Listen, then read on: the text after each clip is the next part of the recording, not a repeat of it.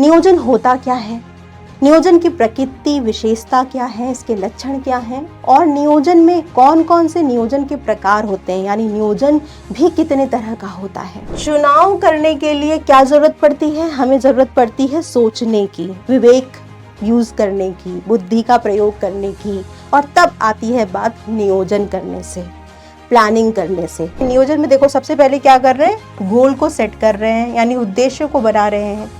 फिर तो नियोजन करेंगे, एक प्लान बनाएंगे, योजना बनाएंगे कि कैसे उस गोल को अचीव किया जाए। इसमें हम लोग कार्यों का निर्धारण करते हैं कि कार्य क्या क्या हैं, गेट टू वर्क पे जाते हैं, स्टिक टू इट, यही कार्य करने हैं, इसी प्रकार से करने हैं, और फिर गोल को प्राप्त किया जा सकता है। योजनाएं कितने प्रकार की होती हैं, कितने टाइप्स की होती हैं, ये जो प्लान्स होते हैं ना, वो कई प्रकार के भी होते हैं। हेलो मेरे प्यारे बच्चों, मैं हूं आपकी अपनी सौम्या मैम।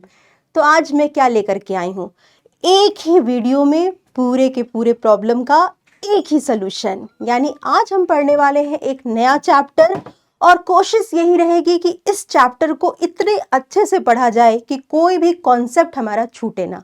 ठीक है, तो आज पूरे लेक्चर में हम देखने वाले हैं कौन सा चैप्टर पढ़ने वाले हैं, ये भी पता करेंगे।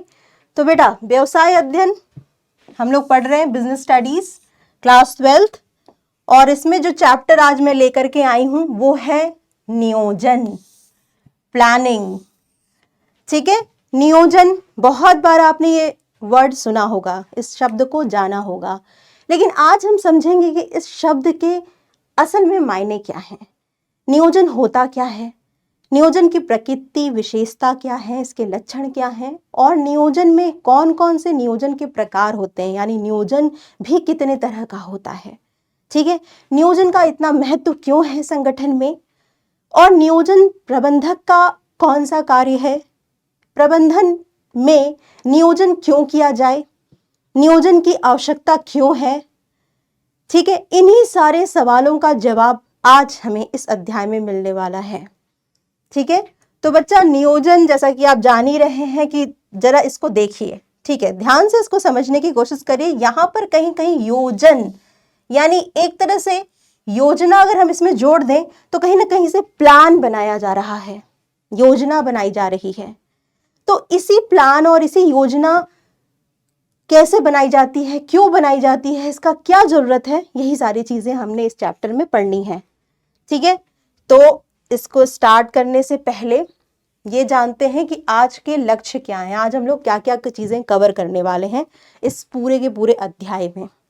तो देखो बच्चा, आज हम लोग पढ़ेंगे नियोजन की अवधारणा, इसके महत्व के बारे में, नियोजन की प्रक्रिया, नियोजन कैसे चरणों में स्टेप्स बाय स्टेप्स किया जाता है, नियोजन के प्रकार, नियोजन कितने तरह का होता है। ठीक है, तो ये सारी चीजें हम लोग आज इसमें कवर करेंगे इस चैप्टर में। बेटा, इसके बाद जरा ये देखेंगे कि सबसे पहले हमें समझना होगा कि नियोजन होता क्या है। ठीक है, नियोजन के बारे में जानने से पहले आप ये जानिए कि नियोजन यानी प्लानिंग क्या चीज है। तो बेटा, सबसे पहला जो इंपॉर्टेंस चीज है वो है नियोजन एक कार्य है, किसका, प्रबंधक का। ठीक है, मैनेजमेंट का पहला कार्य जो होता है, प्राथमिक कार्य जो है वो है नियोजन, प्लानिंग करना। अब जरा ये समझो कि इसके कुछ डेफिनेशंस भी दी गई हैं, कुछ बातें बताई गई हैं विभिन्न विद्वानों के द्वारा, तो उसको एक एक करके हम पढ़ेंगे। अल्फ्रेड एंड बेटी ने क्या कहा है नियोजन के लिए, नियोजन बौद्धिक कार्य के लिए आवश्यक एक विचारात्मक प्रक्रिया है, संगठित दूरदर्शिता, तथ्यों और अनुभवों पर आधारित दृष्टि है। ओहो, इतना कॉम्प्लिकेटेड, इसको थोड़ा और आसान शब्दों में, आसान भाषा में हम समझते हैं। यहाँ पर अल्फ्रेड और बेटी ये कहना चाह रहे हैं कि नियोजन एक बौद्धिक कार्य है। बौद्धिक कार्य का मतलब समझते हैं आप, जिस कार्य को करने में कहीं कहीं ना कहीं सोच, विवेक, बुद्धि का प्रयोग किया जाए, उसे हम कहते हैं वो बौद्धिक कार्य है। तो नियोजन करते समय कोई भी व्यक्ति, चाहे वो प्रबंधक हो, चाहे वो एक सामान्य व्यक्ति हो, उसे क्या करना पड़ता है, अपने सोच, अपनी बुद्धि, अपने विवेक, अपने मानसिक जो स्तर है उसका प्रयोग करना पड़ता है। इसलिए नियोजन को क्या कहते हैं, बौद्धिक कार्य कहते हैं। नियोजन बौद्धिक कार्य के लिए आवश्यक एक विचारात्मक प्रक्रिया है। नियोजन में विचार लिए जाते हैं, विचारों की एक श्रृंखला होती है, एक सीरीज होती है।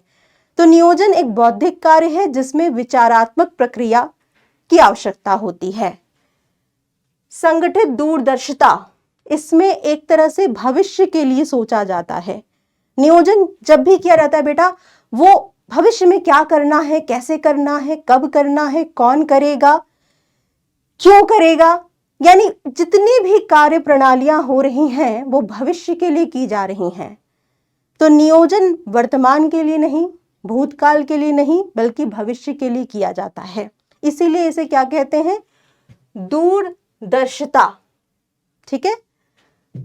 तथ्यों और अनुभवों पर आधारित दृष्टि है। बेटा, नियोजन करते समय जरूर हम भविष्य के बारे में अनुमान लगा रहे हैं, भविष्य में क्या करना है इसके बारे में रूपरेखा बना रहे हैं, लेकिन साथ ही साथ ये रूपरेखा यानी भविष्य में की जाने वाली कार्यवाहियां जो भूतकाल है उस पर आधारित होती हैं, यानी तथ्यों पर आधारित होती हैं। जो भूतकाल में यानी जो पास्ट में घटित घटनाएं होती हैं वही एक प्रकार का मार्गदर्शन देती हैं प्रबंधकों को भविष्य में लिए जाने वाले निर्णयों के लिए। तो कहीं ना कहीं ये अनुभवों पर, प्रबंधक के जो निजी अनुभव हैं उस पर आधारित होती हैं, तथ्यों पर आधारित होती हैं, और इन्हीं तथ्यों को एक प्रकार से आधार लेकर के भविष्य में क्या करना सही होगा इसके लिए नियोजन किया जाता है। तो अल्फ्रेड और बेटी ने इस तरह से समझाया है नियोजन को कि नियोजन एक बौद्धिक क्रिया है जिसमें कहीं ना कहीं एक विचार लिया जाता है, एक विचार किया जाता है, और ये संगठित दूरदर्शिता यानी ये भविष्य के लिए होता है। ये जो भी कार्य हो रहे हैं वो भविष्य के लिए किए जा रहे हैं, और साथ ही साथ ये तथ्यों और अनुभवों पर आधारित होता है, यानी भविष्य में हमें वो गलतियां नहीं करनी हैं जो भूतकाल में हो चुकी हैं, जिसका परिणाम भूतकाल में ऐसा रहा, गलत रहा, तो हमें वो दोबारा गलतियां नहीं करनी है आगे। तो कहीं ना कहीं तथ्यों और पर आधारित होती हैं ये नियोजन की आगे की जितनी भी क्रियाएं होती हैं। ठीक है। इसके बाद एक और डेफिनेशन, एक और परिभाषा लेते हैं। ये फ्योल ने कहा है, हेनरी फ्योल, जिसके बारे में आप पहले ही पढ़ चुके हैं। नियोजन से अभिप्राय कार्य की योजना बनाने से है, अनुसरण की जाने वाली कार्य की रूपरेखा में परिणामों को प्राप्त करने से है, उन अवस्थाओं से है जिनसे होकर गुजरना है, तथा उन तरीकों से है जिनका प्रयोग किया जाता है। देखो बेटा, नियोजन से अभिप्राय कार्य की योजना बनाने से है, कैसे कार्य को करना है, कैसे, ठीक है, ये कैसे करना है, कितना, कौन सा सबसे अच्छा तरीका होगा जिससे कार्य किया जाए भविष्य में। तो कार्य की योजना बनाने से है, अनुसरण की जाने वाली कार्य की रूपरेखा में परिणामों को प्राप्त करने से है। ऐसे कैसे कार्य करें कि परिणाम जो है, हमारा जो लक्ष्य है वो प्राप्त हो जाए। ठीक है, उससे है, उन अवस्थाओं, उन चरणों से है जिनसे होकर गुजरना है। ठीक है, यानी पूरी जो कार्य पद्धतियां हैं, जो प्रोसीजर हैं, जो विधियां हैं जिनका पालन करना होगा परिणाम को प्राप्त करने के लिए, नियोजन उससे संबंधित है। तथा उन तरीकों से है जिनका प्रयोग किया जाता है। ये सब कुछ क्या है बेटा? ये सब कुछ बता रहे हैं कि क्या करना है, कैसे करना है, कब करना है, क्यों करना है, परिणाम क्या प्राप्त करना है, उसके लिए ये सब चीजें हमें करनी होगी। तो कहीं ना कहीं परिणाम प्राप्ति के लिए नियोजन की सारी कार्य विधियां इस तरह से बनाई जाती हैं कि जो लक्ष्य हैं वो प्राप्त किए जा सकें, उद्देश्य जो हैं वो प्राप्त किए जा सके। तो फ्योल का पूरा जोर इस परिभाषा के माध्यम से उद्देश्यों की प्राप्ति से है। ठीक है।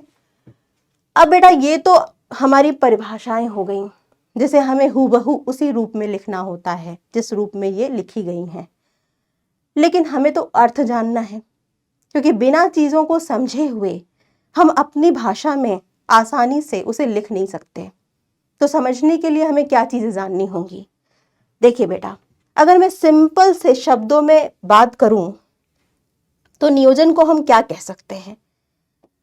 यहां पर देखिए, यहां पर कुछ पॉइंट्स लेकर के मैं आई हूं जहां पे आप नियोजन को अच्छे से समझ सकते हैं। नियोजन तो सबसे पहले क्या है? एक कार्य है। किसका कार्य है? प्रबंधन का कार्य है, प्रबंधक का पहला कार्य है। आपने पढ़ा है ना, प्रबंधन के 5 कार्य होते हैं, जिसमें से सबसे पहला जो कार्य होता है वो होता है नियोजन, प्लानिंग। बेटा नियोजन क्या है? अग्रिम में सोचना है। अग्रिम का मतलब हो गया एडवांस में सोचना है, ठीक है। नियोजन में हम लोग क्या कर रहे हैं? भविष्य के लिए सोच रहे हैं, यानी पहले से ही सोच ले रहे हैं कि हमें क्या क्या चीजें करनी है, कैसे करनी है, कब करनी है, क्यों करनी है, कौन करेगा। तो ये अग्रिम में सोचना है। हम पहले से ही एडवांस में प्लानिंग कर लेते हैं कि क्या हमें आगे करना है और क्यों करना है, किस तरह से करना है। चयन को सम्मिलित करना। बेटा नियोजन में क्या होता है? नियोजन की आवश्यकता ही क्यों पड़ती है? प्लानिंग क्यों करें? इतना दिमाग क्यों लगाएं? एक मैनेजर इतना क्यों सोचे? क्योंकि जब कई सारे विकल्प होते हैं, ऑप्शंस होते हैं, और उसमें से सबसे एक बेस्ट का चुनाव करना होता है, यानी चयन करना होता है, तब हमें सोचने की आवश्यकता होती है। यानी चयन को सम्मिलित करना, यहाँ पर चयन लिया जाता है, चूज किया जाता है कि बेस्ट तरीका क्या है, किस कार्यविधि से सबसे अच्छे परिणाम की प्राप्ति हो सकती है। 4 अगर ऑप्शन है तो हम उसमें से सारे चारों ऑप्शंस का, चारों विकल्पों का क्या देख करेंगे? उसकी हानि, उसके लाभ, कितना कॉस्ट, लागत आ रही है, वो अच्छा है कि नहीं है विकल्प, उसका हम लोग विश्लेषण करते हैं। और उसके बाद विश्लेषण के आधार पर जो सबसे अच्छा तरीका होता है, विकल्प होता है, उसका चयन किया जाता है, उसका चुनाव किया जाता है। तो नियोजन एक बौद्धिक प्रक्रिया है जिसमें चयन सम्मिलित होता है, ठीक है।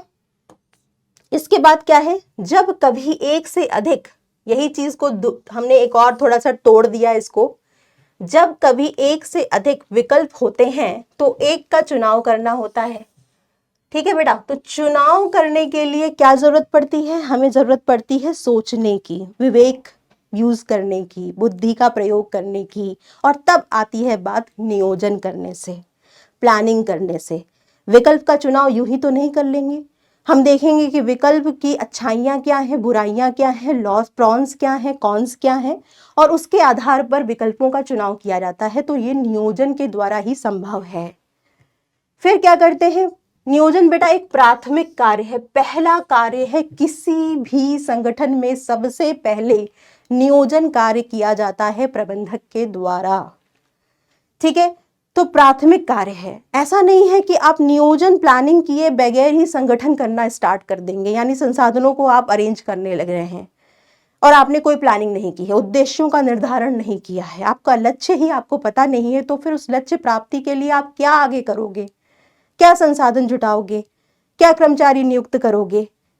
है ना? किसको निर्देश देने की बात कर रहे हो? क्या निर्देशन दोगे उसमें, जब आपको लक्ष्य ही नहीं पता है? उस लक्ष्य की प्राप्ति के लिए क्या, कैसे, कौन, कब करेगा, यही नहीं आपको पता है। तो नियोजन सबसे पहले किया जाता है, इसीलिए इसे प्राथमिक कार्य कहा जाता है। सभी कार्यों का आधार बेटा नियोजन के ही बेस पर बाकी के जितने भी फंक्शन हैं मैनेजमेंट के, वो आधारित होते हैं। कैसे इसको समझेंगे हम?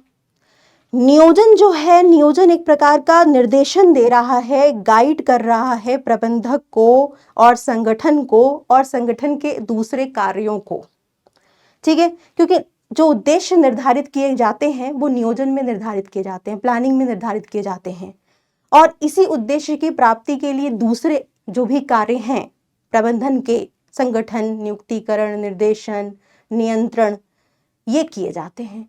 तो कहीं ना कहीं बेस क्या है, आधार क्या है? नियोजन है।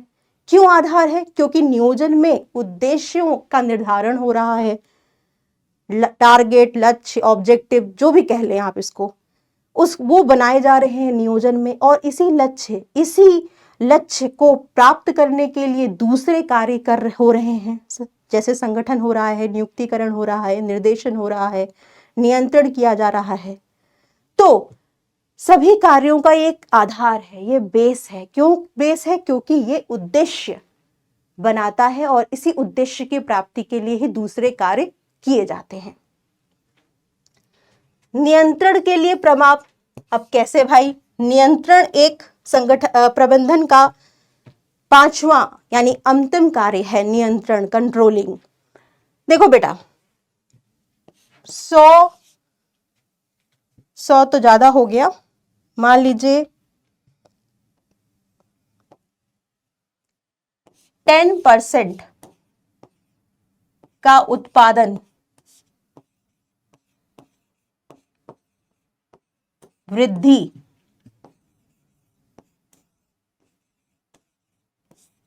का लक्ष्य है। ठीक है, 10% का उत्पादन वृद्धि का लक्ष्य रखा गया नियोजन के द्वारा, नियोजन में निर्धारित हुआ। अब 10% का उत्पादन जो है वो हुआ कि नहीं हुआ, इसको कौन देखता है? नियंत्रण के द्वारा पता चलता है। नियंत्रण में हम ये देखते हैं कि कार्य सही तरीके से हो रहा है कि नहीं हो रहा है। समय की समाप्ति के बाद क्या 10% का उत्पादन में जो वृद्धि का लक्ष्य हुआ था वो प्राप्त हुआ या नहीं हुआ, या विचलन आ गए, डेविएशन आ गए। तो ये जो मानक है, ये जो प्रमाप है, ये जो उद्देश्य और लक्ष्य है, वो कौन दे रहा है? नियोजन दे रहा है। तो कहीं ना कहीं नियोजन के द्वारा ही नियंत्रण के लिए प्रमाप, स्टैंडर्ड मिलते हैं। ठीक है, फिर क्या है भाई, जो लास्ट है, नव प्रवर्तन के विचारों को लाना। नव प्रवर्तन कब आएगा? इनोवेशन कब आएगा? नई सोच विकसित कब होगी? जब हम सोचेंगे, और जब हम सोचेंगे यानी हम नए नए आविष्कार करने के लिए तैयार होंगे। ये जो मानसिक क्रिया, बौद्धिक क्रिया अगर हम नहीं करेंगे तो कुछ नव प्रवर्तन भी नहीं हो सकता। तो कहीं ना कहीं नियोजन के द्वारा ही नव प्रवर्तन के विचार आते हैं और नव प्रवर्तन हो पाता है। तो बेटा, इन पॉइंट से हम ये तो समझ गए कि नियोजन क्या है। नियोजन एक प्राथमिक कार्य है प्रबंधन का, प्रबंधक का, जिसमें अग्रिम में सोचना, एडवांस में थिंकिंग शामिल होती है, जिसमें चयन को सम्मिलित किया जाता है। विभिन्न विकल्प होते हैं, उसमें से सबसे अच्छे विकल्प का चयन किया जाता है नियोजन कार्य के द्वारा। जब ये एक प्राथमिक पहले ही बता दिया, सभी कार्यों का आधार है नियोजन का जो कार्य है, वही सभी कार्यों के आगे के कार्यों के लिए आधार प्रदान करता है, क्योंकि नियोजन में उद्देश्यों का निर्धारण होता है और इसी उद्देश्य की प्राप्ति के लिए दूसरे जो भी कार्य हैं वो किए जाते हैं। नियंत्रण के लिए प्रमाप प्रस्तुत करता है, क्योंकि नियोजन में ही उद्देश्यों का निर्धारण होता है, लक्ष्यों का निर्धारण होता है, कार्यों का निर्धारण होता है, और यही कार्य, यही उद्देश्य, यही लक्ष्य की प्राप्ति के लिए नियंत्रण भी किया जाता है। नियोजन नव प्रवर्तन के लिए विचार उत्पन्न करता है। तो इन सभी चीजों से आप ये समझ गए कि नियोजन ये है। और साधारण शब्दों में नियोजन को लिखना है तो आप क्या लिखोगे? नियोजन संगठन का, प्रबंधन का पहला कार्य है, यानी प्राथमिक कार्य है। नियोजन में क्या, कब, कैसे, कौन करेगा, इसके निर्णय लिए जाते हैं। नियोजन में विकल्पों में से सबसे उपयुक्त विकल्प का चयन किया जाता है। नियोजन एक मानसिक क्रिया है, एक बौद्धिक प्रणाली है, जिसमें सोचने और तर्क करने की क्षमता का विकास होता है। तो ये सारे कुछ पॉइंट्स से हम नियोजन के बारे में जान गए। अगर मैं और तुम्हें समझाना चाहूं कि थोड़ा और बता दीजिए मैम, तो बेटा ये देखो, ये हमने एक अर्थ में से ही हम इसको और ले लेते हैं थोड़ा और समझने के लिए। यहां पर देखिए, ये है राम, ठीक है, इनको हम राम कह रहे हैं। ये राम है। राम जो है वो अभी आज की डेट में नाव, ये नाव यानी अभी की इनकी स्थिति है। काफी पतले दुबले से लग रहे हैं, काफी दुखी रहते हैं क्योंकि ये बहुत स्वस्थ नहीं है, काफी पतले दुबले हैं, बहुत ही ज्यादा कह सकते हैं कि दुर्बल प्राणी हैं। राम ने डिसाइड किया है, उसने सोचा है कि नहीं, उसको 1 महीने के अंदर अपना वेट, अपना जो वजन, अपना जो भार है वो 10 kg कम से कम बढ़ा लेना है। 10 किलो, ज्यादा नहीं है, 10 किलो, क्योंकि राम इतने पतले दुबले से प्राणी हैं कि उनको अपना अच्छा नहीं लगता खुद को देख करके। तो ऐसे में क्या हुआ भाई, राम ने नियोजन बनाया, राम ने प्लानिंग की, क्या बनने के लिए? 10 kg वेट बढ़ाने के लिए। थोड़ा मोटा राम बनने के लिए। इन्होंने जो भी कार्य बनाए होंगे, जो भी प्रक्रियाएं डिसाइड की होंगी, क्या बनने के लिए? राम 2 बनने के लिए। अब ये देखो, राम का चेहरा तो वैसा ही रहेगा, ज्यादा चेंज नहीं हुआ है, बॉडी में जरूर परिवर्तन आ गया है थोड़ा। हाथ पैर जो है ना वो थोड़े ज्यादा मोटे हो गए हैं, उनको ये बनना है। राम ही है ये, श्याम नहीं है, राम 2 है, या राम का सेकंड वर्जन बोल देते हैं इनको। ये 1 मंथ बाद का इनका प्लान है, ठीक है। अब इसमें इन्होंने क्या बनाया, इन्होंने एक डाइट चार्ट बना लिया है अपने खाने का। इन्होंने रोज खाने में फल फूल, केला, आम, ये सब चीजें, दूध शामिल कर ली। इन्होंने कुछ विटामिन की जो गोलियां होती हैं, टैबलेट्स होते हैं, वो भी लेना स्टार्ट कर दिया है। इन्होंने पूरी तरह से वर्कआउट जो है वो बंद कर दिया है, नॉर्मल हल्का फुल्का व्यायाम करते हैं ये। खाने पर ज्यादा इनका पूरा फोकस है ताकि ये हिस्ट पुष्ट हो जाए। इसके लिए इन्होंने एक डाइट चार्ट बनाया है, ठीक है। इसके लिए इन्होंने अपना एक टाइम टेबल डिसाइड कर लिया है कि इतने बजे ये उठेंगे, इतने बजे ये सोएंगे, मॉर्निंग में फुल क्रीम वाला जो मिल्क होता है वो लेंगे। ऐसे करते करते 1 मंथ के बाद राम की जो स्थिति है वो कुछ इस तरह की हो गई। अब ये जो पूरा जो प्रक्रिया ये थी, जिसमें राम 1 से राम 2 बनने का जो प्रोसेस था इनका, उस पूरी प्रक्रिया को हम क्या कहेंगे? नियोजन कहेंगे, प्लानिंग कहेंगे। नियोजन क्या है? नियोजन आज की स्थिति से हमें भविष्य में जो बनना है या भविष्य में जो करना है उसके लिए तैयार करता है। उसके लिए किए जाने वाली सारी प्रक्रियाओं, चरणों, अवस्थाओं, विचारों को हम नियोजन कह सकते हैं। तो नियोजन कहीं ना कहीं आज की स्थिति से भविष्य की स्थिति तक पहुंचाने के लिए किए जाने वाले सभी तार्किक प्रक्रियाओं का समूह है, ठीक है। कहां हम हैं और कहां हमें पहुंचना है, इसके लिए किए जाने वाले जितने भी निर्णय, जितने भी मानसिक तार्किक कार्य हैं, जिनकी रूपरेखा बनाई जाती है, उसको हम लोग नियोजन कह सकते हैं, प्लानिंग कह सकते हैं।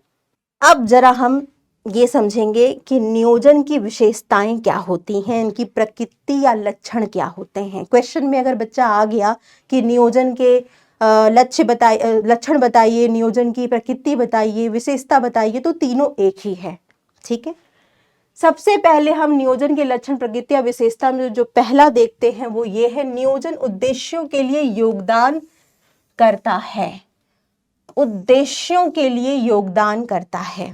बेटा हम सब जानते हैं ना कि संगठन में सबसे महत्वपूर्ण क्या होता है? संगठन के उद्देश्य, संगठन के लक्ष्य, और इसी लक्ष्य की प्राप्ति के लिए सभी कार्य सभी लोगों के द्वारा संगठन में किए जा रहे हैं। तो उद्देश्यों को प्राप्त करने के लिए ही तो नियोजन भी किया जाता है।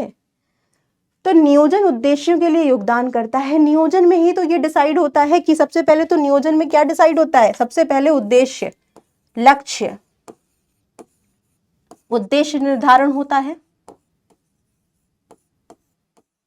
ठीक है। इस उद्देश्य प्राप्ति के लिए कार्य निर्धारण होता है, ठीक है। उद्देश्य यानी कैसे प्राप्त हो, उसे कैसे करना है, उद्देश्य प्राप्ति के लिए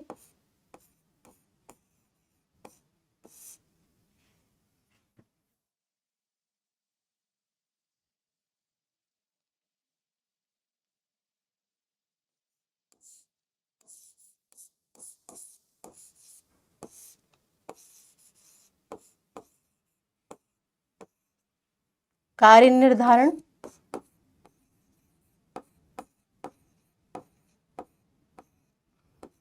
ठीक है। तो कहीं ना कहीं उद्देश्य निर्धारित किए जाते हैं, उसके बाद उद्देश्य प्राप्त कार्य निर्धारण होता है। फिर इसी में हम लोग क्या करते हैं कि कैसे करना है, कब करना है, ये डिसाइड हो गया। फिर नियोजन में ही क्या होता है? नियोजन के ही द्वारा, नियोजन ही आधार प्रदान करता है,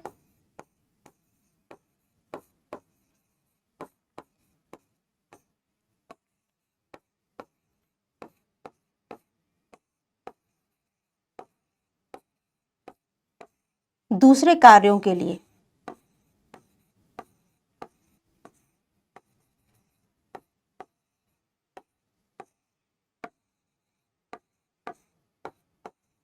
तो बेटा यहाँ पर हम क्या चीजें देख पा रहे हैं, हम यहाँ पर ये चीजें समझ पा रहे हैं कि कहीं ना कहीं नियोजन के द्वारा ही उद्देश्यों को प्राप्त किया जा सकता है, क्योंकि उद्देश्य का निर्धारण के साथ साथ उद्देश्य की प्राप्ति के लिए क्या करना है, कैसे करना है, सबसे अच्छा तरीका क्या होगा, और दूसरे जो अदर कार्य हैं, दूसरे जो अन्य कार्य हैं संगठन में, नियंत्रण हो गया, निर्देशन हो गया, संगठन हो गया, नियुक्तिकरण हो गया, उसका आधार जो है वो तो नियोजन ही है।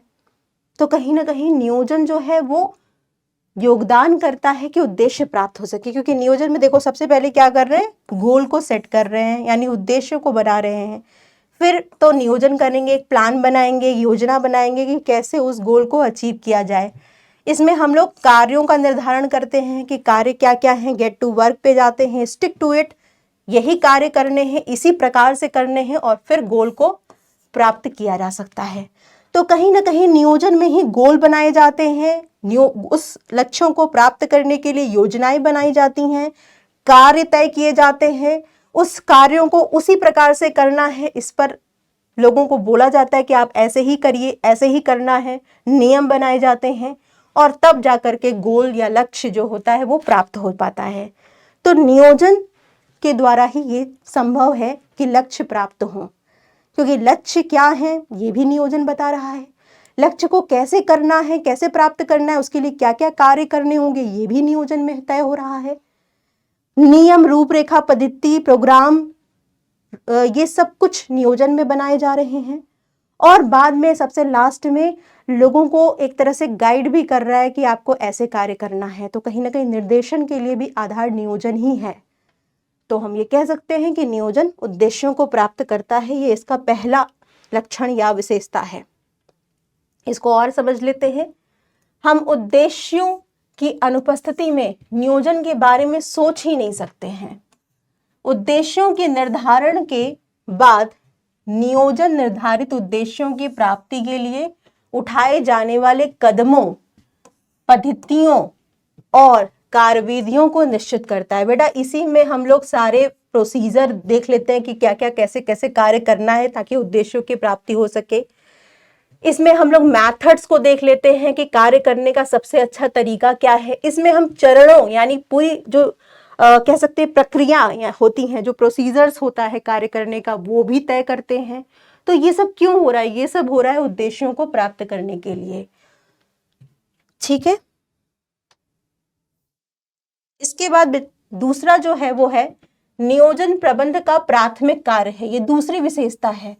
नियोजन क्या है? प्रबंध का प्राथमिक कार्य है पहला। अब देखो प्राथमिक समझो थोड़ा सा, प्राथमिक चीजें ना हो तो क्या हो? जैसे आप सब भी स्कूल्स में पढ़ते होंगे, आपने भी पढ़ाई स्टार्ट की होगी। आपने जब सबसे स्टार्टिंग में जब पढ़ाई की थी तो आप कहाँ थे? प्ले स्कूल्स में होंगे, आजकल तो प्ले स्कूल कहते हैं इसको। तो यहाँ पर आपने LKG, UKG, pre nursery, nursery, ये सारी चीज़ें पढ़ी होंगी। इसके बाद आप कहाँ गए होंगे? क्लास 1 में गए होंगे। क्लास 1 से लेकर क्लास 5 तक की जो एजुकेशन होती है उसको नॉर्मली हम लोग इंडिया में प्राइमरी एजुकेशन कहते हैं, प्राथमिक शिक्षा कहते हैं। बेटा ये प्राथमिक शिक्षा लेकर के ही तो आज आप 11th या 12th में आए हैं। तो कहीं ना कहीं अगर आपने 1 to 5 की पढ़ाई नहीं की होती या 6, 7, 8, 9, 10th नहीं पढ़ा होता तो डायरेक्ट आप 11th में या 12th में तो नहीं आ जाते। इसी प्रकार से अगर हम बात करें कि सिर्फ नियोजन को भी प्राथमिक कार्य क्यों कह रहे हैं, क्योंकि सबसे पहला जो प्रबंधन का कार्य है वो नियोजन ही है। नियोजन किए बगैर आगे के कार्य हो ही नहीं सकते, आगे कुछ भी नहीं हो सकता संगठन में। तो नियोजन एक प्राथमिक कार्य है और प्राथमिक चीजें बहुत महत्वपूर्ण होती हैं, ये याद रख लीजिए। प्राथमिक चीजें की गई बहुत ही ज्यादा महत्वपूर्ण है। अगर प्राथमिक लेवल पर आपने अच्छा कर लिया है, आप वहां मजबूत हैं, तो आगे आप बहुत अच्छे हो जाएंगे। इसकी तो कहीं ना कहीं अनुमान लगाया जा सकता है। तो नियोजन प्रबंध का प्राथमिक कार्य है। नियोजन कार्य को निष्पादित किए बिना प्रबंधक द्वारा किसी कार्य का निष्पादन नहीं किया जा सकता, क्योंकि उद्देश्यों का निर्धारण नियोजन में किया जाता है और दूसरे कार्य केवल उद्देश्यों पर ही निर्भर करते हैं। ठीक है, जैसे हमने कहा था ना कि सबसे पहला कार्य प्रबंधन का क्या होता है? नियोजन होता है। दूसरा क्या होता है? संगठन होता है, ऑर्गेनाइजिंग होती है। तीसरा क्या होता है? नियुक्तिकरण होता है। ठीक है, चौथा क्या होता है? निर्देशन होता है। ठीक है, और लास्ट क्या होता है? नियंत्रण होता है। अब बेटा इसमें भी देखो जरा कि नियोजन में क्या होता है? लक्ष्य, उद्देश्य का निर्धारण होता है। इस उद्देश्य की प्राप्ति के लिए क्या क्या करना है, कार्यों का निर्धारण होता है। इसको कैसे करना है, कौन करेगा, कब करेगा, इसका निर्धारण होता है। तो कहीं ना कहीं जब लक्ष्य बन जाते हैं और इस लक्ष्यों की प्राप्ति के लिए क्या होता है? संसाधनों का चयन होता है, डिपार्टमेंट बनाए जाते हैं, अधिकार और उत्तरदायित्व पदों का निर्माण होता है ना। तो कहीं ना कहीं भाई जब अगर लक्ष्य ही नहीं होते, अगर उद्देश्य ही नहीं होते, तो हम इस कौन से उद्देश्य के लिए कौन से संसाधन हमें लेने हैं इसका पता कैसे चलता? तो हम संगठन किस चीज का करते? अब क्योंकि भाई हमें पता है कि ये हमारा उद्देश्य है, ये हमारा लक्ष्य है और इसी को प्राप्त करना है, तो कितने वर्कर की, कितने लोगों की जरूरत होगी, या नियुक्तिकरण की जो कार्य है, यानी कितने कर्मचारी चाहिए। कहीं ना कहीं हम देख रहे हैं कि ये नियोजन से संबंधित है। कितने कर्मचारी की आवश्यकता है, ये तो कार्यों से ही पता चलेगा ना, कार्य क्या है। अब कार्यों का निर्धारण कहाँ हो रहा है? कार्यों का निर्धारण हो रहा है किसमें? नियोजन में, क्योंकि नियोजन में ही उद्देश्यों का निर्धारण है और इसी उद्देश्यों की पूर्ति के लिए कार्य बनाए गए हैं और कार्य के आधार पर ही हमें कर्मचारियों की नियुक्ति करनी है। कितने कर्मचारी चाहिए? अब भाई हमारे लक्ष्य ही नहीं पता है तो हम निर्देशन किस बात का देंगे? कहीं ना कहीं हमें क्या करना है इसी के लिए तो हम आगे कर्मचारियों को निर्देश देते हैं, उन्हें डायरेक्ट करते हैं। तो निर्देशन करने के लिए भी नियोजन की आवश्यकता होती है और नियंत्रण के लिए तो प्रमाप, स्टैंडर्ड ही प्रदान करता है नियोजन।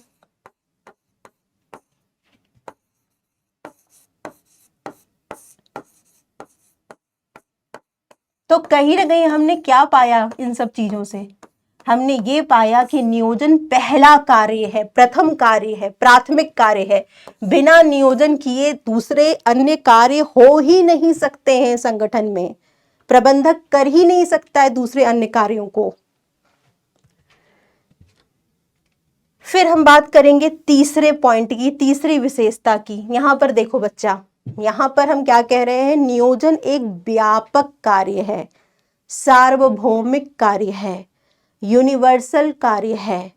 व्यापक का मतलब क्या होता है? व्यापक का मतलब होता है जो वस्तु, जो चीज, जो क्रिया हर जगह की जाए, हर प्रकार के संगठन में पाई जाए, हर स्तर में लागू की जाए, उसको हम लोग व्यापक बोलते हैं, सार्वभौमिक बोलते हैं, यूनिवर्सल कहते हैं। तो यहाँ पर नियोजन को भी यूनिवर्सल क्रिया कहा जा रहा है, सार्वभौमिक यानी व्यापक क्रिया कहा जा रहा है। क्यों? नियोजन प्रबंध के सभी स्तरों, चाहे वो टॉप लेवल हो,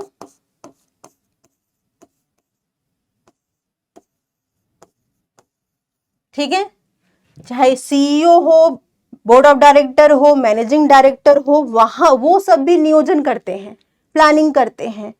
उसके बाद चाहे वो मिडिल लेवल पर हो, ठीक है, यानी मध्य स्तर हो,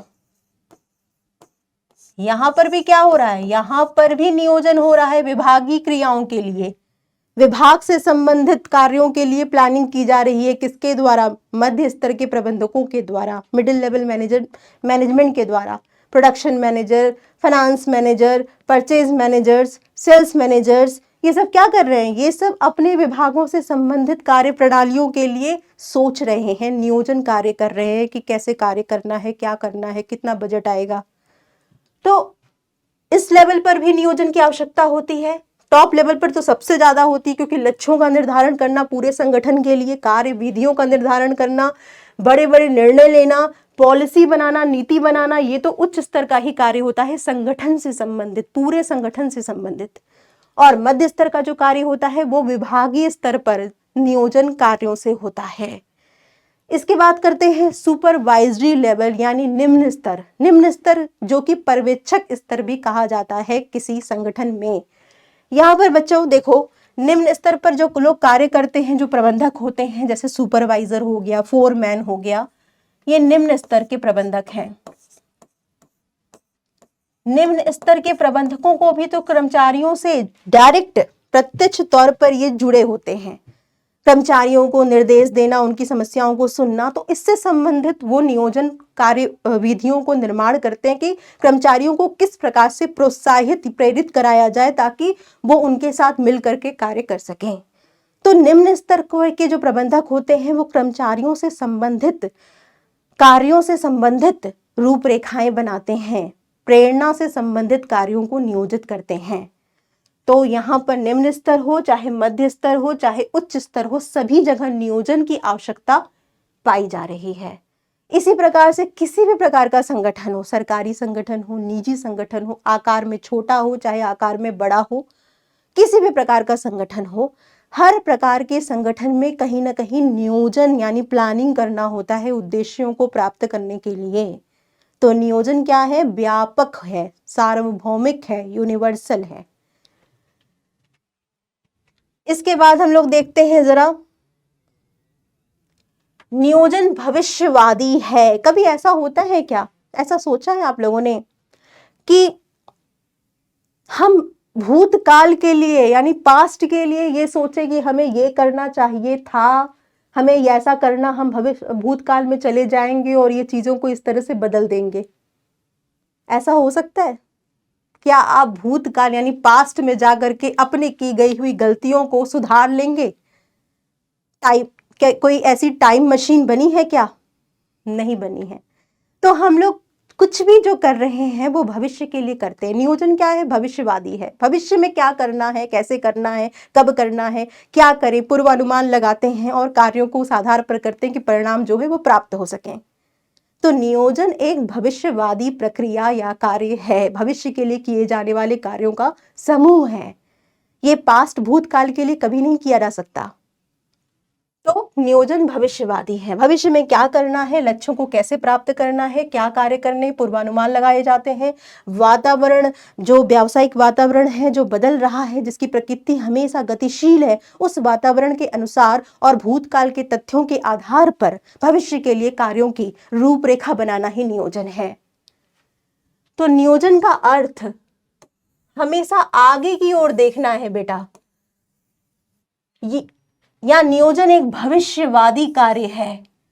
सभी प्रबंधक भविष्य के लिए पूर्वानुमान लगाने और कल्पनाएं करने का प्रयत्न करते हैं और यह पूर्वानुमान प्रबंधक के भूतपूर्व अनुभवों, पास्ट एक्सपीरियंसेस पर बेस्ड होता है और सामान्य वातावरण जो कि बदल रहा है के नियमित और बुद्धिमत्तापूर्ण विश्लेषण यानी विवेकपूर्ण तरीके से हम ये भी देखते हैं, प्रबंधक ये भी देखता है कि वातावरण में क्या परिवर्तन हो रहे हैं और इस परिवर्तनों के आधार पर ही पूर्वानुमान लगा करके भविष्य के लिए निर्णय लिए जाते हैं नियोजन में। तो नियोजन किस प्रकार का कार्य है? ये एक भविष्यवादी कार्य है, भविष्य के लिए किए जाने वाले कार्यों का समूह है। आगे की जो विशेषता है वो ये क्या है? नियोजन एक सतत प्रक्रिया है। सतत का मतलब जानते हैं आप लोग? कंटिन्यूअस, जो लगातार चलते रहे, उसको हम लोग कहते हैं सतत। नियोजन भी क्या होता है? हमेशा लगातार किया जाने वाला कार्य है। जब तक संगठन है, जब तक वहां पर प्रबंधन का कार्य हो रहा है, तब तक नियोजन की आवश्यकता बनी रहेगी, नियोजन किया जाएगा, प्लानिंग हमेशा होती रहेगी। अब इसको थोड़ा और समझने की कोशिश करो। नियोजन सतत प्रक्रिया है। नियोजन कभी ना अंत होने वाली प्रक्रिया है, क्योंकि योजनाएं बनाने के बाद भी व्यक्ति को श्रेष्ठ ढंग के चयन में और परिवर्तनशील वातावरण में परिवर्तनों के साथ संपर्क में रहना पड़ता है। बेटा हम सब जान रहे हैं ना कि व्यवसाय या संगठन जिस वातावरण में उपस्थित है, वो वातावरण, वो जो पूरी परिस्थितियां हैं वो लगातार क्या है, बदल रही हैं, चेंज हो रही हैं। जैसे मैंने आपको कहा कि प्रतियोगिता का स्तर बढ़ जाता है, मांग में कमी या बढ़ोतरी हो जाती है, ये सारी चीज़ें बनी रहती। तकनीकी में परिवर्तन हो जाता है, सरकारें आती और बदल जाती हैं, उनकी नीतियाँ बदल जाती हैं, आर्थिक परिवर्तन होते रहते हैं, विपत्ति आती रहती है, महामारी फैल सकती है जिससे संगठन को हानि की संभावना बढ़ सकती है। तो ये सब जो व्यावसायिक वातावरण के जो घटक हैं, जो परिवर्तन बनाते रहते हैं, तो योजनाएं जब एक बार बना ली जाती है ना बेटा, तो ऐसा नहीं है कि इन योजनाओं में परिवर्तन नहीं होता रहता है। आवश्यकता के अनुसार यानी वातावरण में होने वाले परिवर्तनों और परिस्थितियों के अनुसार नियोजन को फिर से मॉडिफाई यानी उनको सुधार किया जाता है समय समय पर। तो नियोजन में हमेशा क्या होता है, सुधार की गुंजाइश रहती है। नियोजन हमेशा ऐसा नहीं है कि एक बार आपने प्लानिंग बना ली तो बिल्कुल वो रिजिड है, वो कठोर है, आप उसमें परिवर्तन नहीं करोगे, आप उसमें आवश्यकताओं के अनुसार परिवर्तन लाते हो। इसीलिए नियोजन क्या है, नियोजन एक सतत प्रक्रिया है, लगातार चलने वाली प्रक्रिया है। एक कार्य खत्म हो गया, उस कार्य को पूर्ण होने के बाद फिर नए कार्य आएंगे, नए तरीके से प्लानिंग करनी पड़ेगी, नियोजन करना पड़ेगा। एक प्रोग्राम, एक कार्यक्रम संपन्न हो गया जिससे संबंधित आपने नियोजन किया था, फिर दूसरा कार्यक्रम होगा। तो संगठन में जब तक कार्य चलते रहेंगे, जब तक संगठन के लक्ष्य बनते रहेंगे, तब तक नियोजन की आवश्यकता होती रहेगी।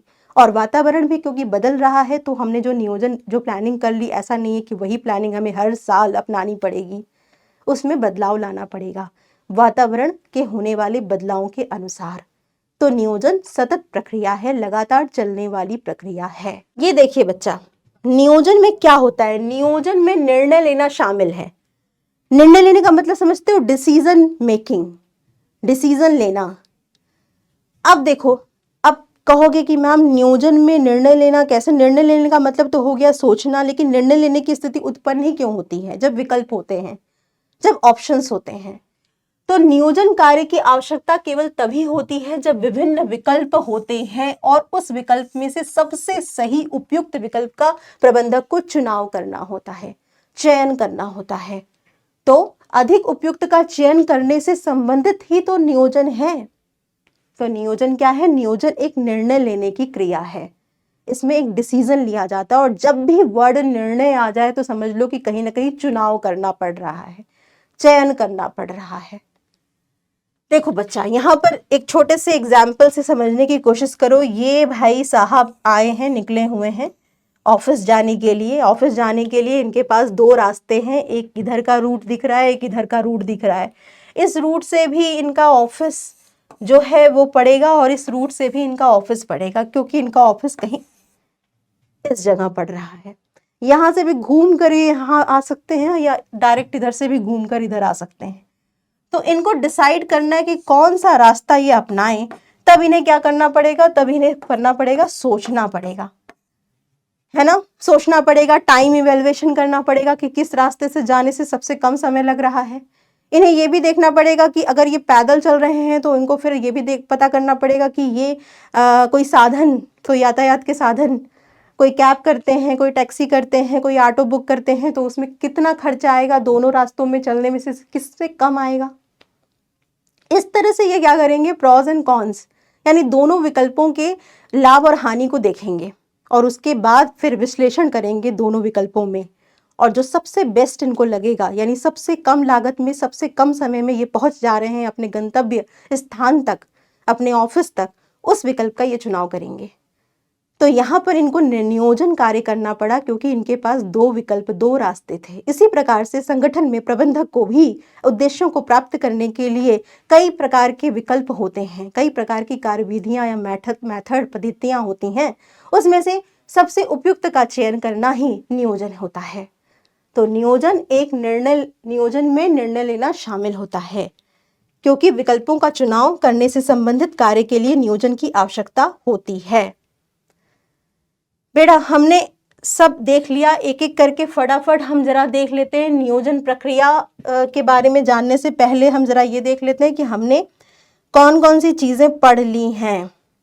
नियोजन की विशेषताएं हम लोग देख लेते हैं फटाफट। ओके, तो नियोजन की जो पहली विशेषता थी जो हमने पढ़ी कि नियोजन उद्देश्यों के लिए योगदान करता है। नियोजन क्या कर रहा है? उद्देश्यों की प्राप्ति के लिए नियोजन में आगे की सभी क्रियाएं की जा रही हैं। तो नियोजन उद्देश्यों को प्राप्त करने में, लक्ष्यों को प्राप्त करने में योगदान देता है, क्योंकि नियोजन में ही उद्देश्य का निर्धारण होता है। इस उद्देश्य की प्राप्ति के लिए क्या क्या क्रियाएं कैसे कैसे करनी है, कौन सी पद्धति को अपनाना है, ये नियोजन में ही तय किया जाता है। दूसरा हमने विशेषता में क्या देखा कि नियोजन प्रबंध का प्राथमिक कार्य है, पहला कार्य है। नियोजन ही सबसे पहले किया जाता है और इसी प्राथमिक कार्य के आधार पर दूसरे अन्य कार्य प्रबंधन में किए जाते हैं, क्योंकि नियोजन में ही उद्देश्यों यानी लक्ष्यों का निर्धारण किया जाता है। इसके बाद आप लोगों ने देखा कि नियोजन व्यापक है। नियोजन कार्य व्यापक क्यों है? क्योंकि ये सभी प्रकार के संगठन में, सभी संगठन के स्तरों में पाया जाता है, चाहे वो मध्य, उच्च या निम्न स्तर का प्रबंधन हो, नियोजन कार्य किया जाता है। फिर हमने क्या देखा भाई? नियोजन एक भविष्यवादी कार्य है। ये भविष्य के लिए सोचना है, ये आगे की ओर देखना है। इसमें जो भी कार्य किए जाने वाले हैं वो भविष्य से संबंधित हैं। ये कभी भी भूतकाल या वर्तमान से ही संबंधित नहीं होता है, भूतकाल से तो हो ही नहीं सकता है। नियोजन एक सतत प्रक्रिया है, लगातार चलने वाली क्रिया है। ये तभी अंत होगी जब संगठन अंत हो जाए, संगठन का अंत हो जाए। तो नियोजन एक कंटिन्यूअस प्रोसेस है और नियोजन में निर्णय लेना शामिल होता है, क्योंकि कहीं ना कहीं नियोजन जो होता है वो विकल्पों के उपयुक्त चयन से संबंधित होता है। ठीक है, तो हमारा जो नेक्स्ट टॉपिक है वो है नियोजन की प्रक्रिया, प्रोसेस ऑफ प्लानिंग। बेटा, इसको स्टार्ट करने से पहले मैं आपको ये समझा दूं कि प्रक्रिया का जो शब्द है उसका मायने क्या होता है। प्रक्रिया का मतलब होता है कि जब हम किसी कार्य को चरणों में, स्टेप्स बाय स्टेप्स करते हैं, एक के बाद एक तरीके से करते हैं, तो हम उसको प्रक्रिया कहते हैं, प्रोसेस कहते हैं। तो प्रक्रियाओं में, प्रोसेस में एक के बाद एक ही करना है। ऐसा नहीं करना है कि पहले हमने, जैसे कि प्रबंध के जो कार्य हैं वो भी प्रक्रिया में होते हैं। कैसे? नियोजन सबसे पहले किया जाता है, फिर संगठन करते हैं, फिर नियुक्तिकरण करते हैं, फिर निर्देशन करते हैं और लास्ट में नियंत्रण करते हैं। उसी प्रकार से अगर ये क्या हो गया, एक प्रक्रिया के माध्यम से प्रबंध के कार्य किए जा रहे हैं। ऐसा नहीं कर सकते कि नियोजन से पहले हम संगठन कर लें या नियुक्तिकरण कर लें संगठन से पहले और बाद में हम संगठन बनाएं, बाद में पदों का निर्माण करें, ये हो नहीं सकता। सेम वैसे ही नियोजन की जो प्रक्रिया है, यानी नियोजन में सबसे पहले ये किया जाता है, उसके बाद ये किया जाता है, उसके बाद ये किया जाता है, उसके बाद ये किया जाता है। तो प्रक्रिया को उसी चरण में लिखना है, याद करना है, कभी भी हम स्टेप्स को आगे पीछे नहीं कर सकते। नियोजन प्रक्रिया का जो पहला चरण, पहला जो कार्य है, उद्देश्यों का निर्धारण करना। सबसे पहले जब भी कोई प्रबंधक नियोजन कार्य प्रारंभ करता है, सबसे पहले वो उसमें क्या करता है? लक्ष्यों, उद्देश्यों को निर्धारित करता है। तो पहला नियोजन प्रक्रिया का पहला जो चरण यानी स्टेप्स है वो है उद्देश्यों का निर्धारण करना, लक्ष्यों का निर्धारण करना। नियोजन कार्य में प्रबंधक उद्देश्यों के निर्धारण के साथ आरंभ करता है, क्योंकि सभी नीतियां, सभी कार्यविधियां, सभी पद्धतियां केवल इन उद्देश्यों को प्राप्त करने के लिए ही की जा रही हैं। बेटा, जब तक उद्देश्य नहीं बनाओगे ना, आगे का कार्य हो ही नहीं सकता, आगे कुछ कर ही नहीं सकते हो। आगे कोई कार्य प्रणाली, चाहे वो नियोजन की ही क्यों ना हो, वो भी प्रबंधक नहीं बना सकता है। तो लक्ष्य, टारगेट डिसाइड करना पहला प्रक्रिया का पहला चरण होता है नियोजन का। नियोजन कार्य में प्रबंधक उद्देश्यों के निर्धारण के साथ आरंभ करता है, शुरुआत करता है और उसके बाद ही कुछ नीतियां बनाता है, कार्यविधियां बनाता है और पद्धतियां बनाता है, केवल इन उद्देश्यों की प्राप्ति के लिए। प्रबंधक कंपनी के लक्ष्यों और कंपनी के भौतिक और वित्तीय जो संसाधन हैं को ध्यान में रखते हुए अधिक स्पष्ट रूप से उद्देश्यों का निर्धारण करता है। यानी संगठन में जो भी संसाधन है उन्हीं को ध्यान में रख करके आगे की रूपरेखा बनाई जाती है, उद्देश्य बनाए जाते हैं, लक्ष्य बनाए जाते हैं, ताकि इस लक्ष्यों को प्राप्त भी किया जा सके। ऐसे उद्देश्य, ऐसे लक्ष्य नहीं बनाए जा सकते जो कि अचीव ही नहीं की जा सकती, क्योंकि संगठन की वो शक्ति, उसके संसाधनों की शक्ति से बाहर हो। तो भौतिक और वित्तीय संसाधनों को ध्यान में रखते हुए संगठन में प्रबंधक नियोजन के कार्यों में सबसे पहले उद्देश्य यानी लक्ष्य निर्धारित करता है। जैसे कि देख लेते हैं उद्देश्यों में क्या हो सकता है। अगर मान लो कुछ बड़े उद्देश्यों की हम बात करें तो 10%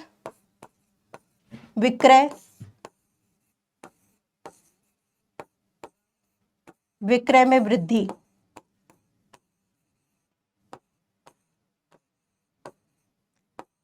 ये एक लक्ष्य हो सकता है ना, 10% विक्रय में वृद्धि।